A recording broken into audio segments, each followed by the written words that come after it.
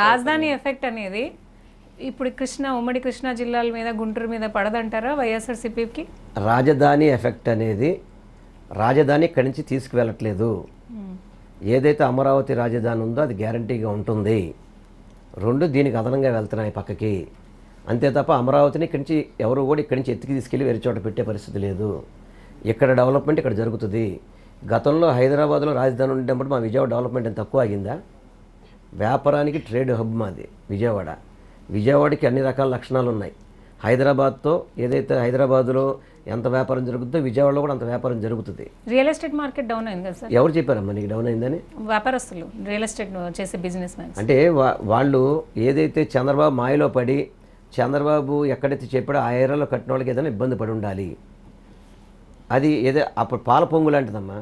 అంతకుముందు అమరావతిలో చంద్రబాబు అనౌన్స్ చేయకముందు ఎంత ఉంది, ఇప్పుడు ఎంత ఉంది, ఇప్పుడు రేట్ ఎంత ఉంది? గతం రేట్ల కంటే ఏమీ తగ్గలేదమ్మా.